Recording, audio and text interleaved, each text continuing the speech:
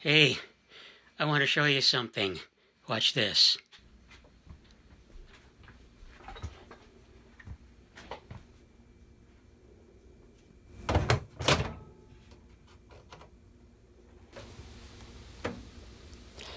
I've been listening to the music of Alan Parsons' project, and I noticed something interesting on the Wikipedia page.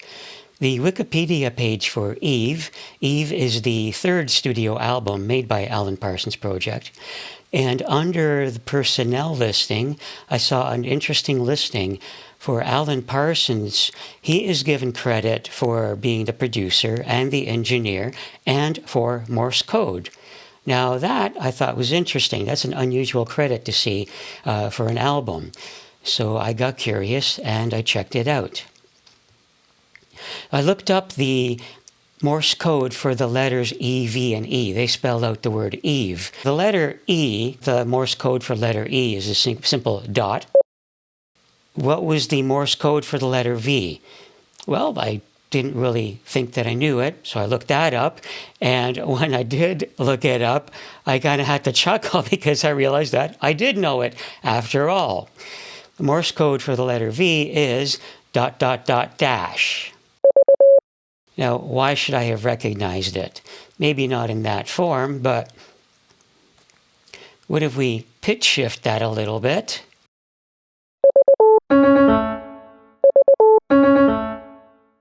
Does that sound familiar now? So E is dot, V is ... dash, and E again is dot. So if you put them all together, this is what we get.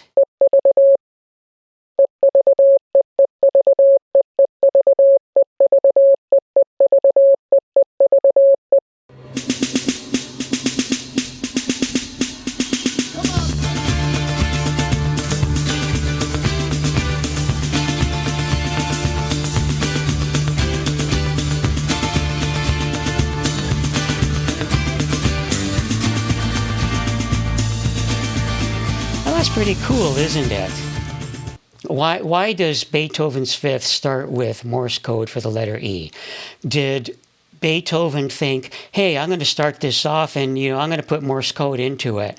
Well, no, because Beethoven actually wrote his Fifth Symphony before Morse code was invented.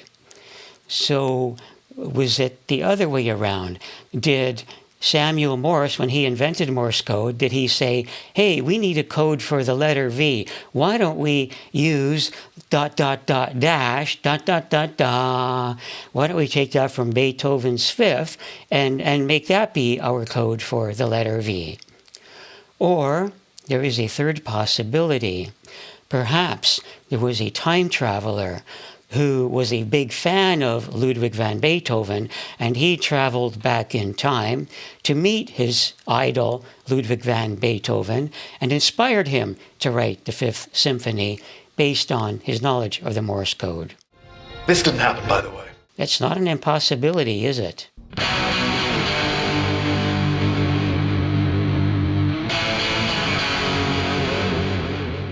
Hey, here's an update on my memoir. I've been adding to it, to my master draft. I've been building it up, and I've got my word count. It's up around 43,000 words or so. That's quite a bit higher than it was in January. Now, that doesn't mean that I've written all of that. I have written all of that, but it doesn't mean that I've written all of that since January. Some of the parts, the scenes I have written. A lot of it is scenes that I've previously written. I've had in different documents or different project files, and I've been bringing them all together and sewing them all together into my master draft document, just checking to see how things flow and that kind of a stuff. So making progress. All right, that's all I've got for you this month. I will talk to you next month. And so long. Thanks for all the fish.